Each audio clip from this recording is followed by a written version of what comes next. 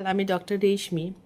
আজকে আপনাদের একটি খুবই গুরুত্বপূর্ণ ব্যাপার নিয়ে আলোচনা করব, যেটা হলো শিশুদের স্থূলতা বা চাইল্ডহুড ওবেসিটি।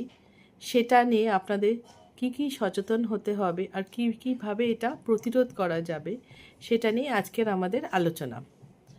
শিশুদের বয়স অনুযায়ী অতিরিক্ত ওজন বা শরীরে যদি অতিরিক্ত চর্বি যা থাকাকেই আমরা বলি শিশুদের স্থূলতা বা চাইল্ডহুড ওবেসিটি। অনেকেই ভাবেন বাচ্চা মোটা হওয়া খুবই ভালো, কিন্তু বাস্তবে এটা কিন্তু ভবিষ্যতের অনেক রোগের দরজা খুলে দিচ্ছে। স্থূল শিশুদের মধ্যে দেখা যায় যে ডায়াবেটিস, উচ্চ রক্তচাপ, হৃদরোগ, হাঁটু ও কোমর ব্যথা, শ্বাসকষ্ট, এইসব ঝুঁকি কিন্তু দিন দিন বেড়েই যায়। অনেক সময় আত্মবিশ্বাস কমে যায়, শিশুরা খেলাধুলা এড়িয়ে চলে।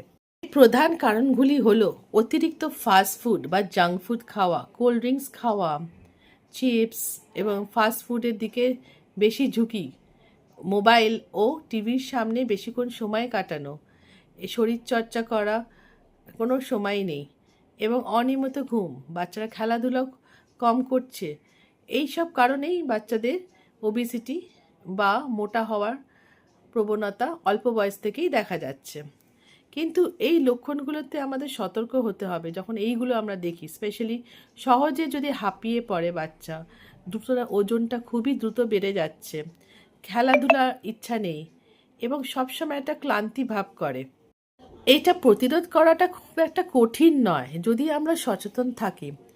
প্রতিদিন অন্তত 1 ঘন্টা যদি খেলাধুলা করে বা বাড়ির খাবার খায় বা যেটা স্বাস্থ্যকর হয়, বেশি ফল ও সবজি বা জল এগুলো বেশি করে খেতে হবে। স্ক্রিন টাইম যেটা আমরা বলি, মোবাইলে প্রতি সময় নষ্ট না করে, মোবাইলে কার্টুন এইসব না দেখে সেই সময়টা যদি বাচ্চারা খেলাধুলার দিকে মন দেয় বা নিজেরা যদি কোনো অ্যাক্টিভিটি করে, সেটা কিন্তু অনেকখানি হেল্পফুল বাচ্চাদের ওজনটা কমাতে। নিয়মিত ঘুমটাও খুবই দরকার। এই ছোট অভ্যাসগুলোই কিন্তু বড় পরিবর্তন আনতে পারে। সবচেয়ে গুরুত্বপূর্ণ ব্যাপার হলো শিশুরাই আমাদেরকেই অনুসরণ করে। আমরা যদি স্বাস্থ্যকর জীবনযাপন করি তাহলে তারা শিখবে। তাই জন্যে শিশুরাই তো আমাদের ভবিষ্যৎ, তাই মা বাবাকেও সচেতন হতে হবে। কি খাবার দেবেন, কি না দেবেন, বাচ্চাদের কিভাবে আপনারা পরিচর্যা করবেন সেই দিকে লক্ষণ রাখতে হবে। খাবার খাচ্ছে না বলে বেশি বেশি খাওয়ানো, এটা কিন্তু ঠিক নয়।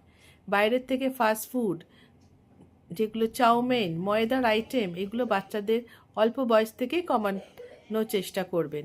তাহলে একটা সুস্থ বাচ্চাই পরবর্তীকালে সুস্থ জীবনযাপন করতে পারবে।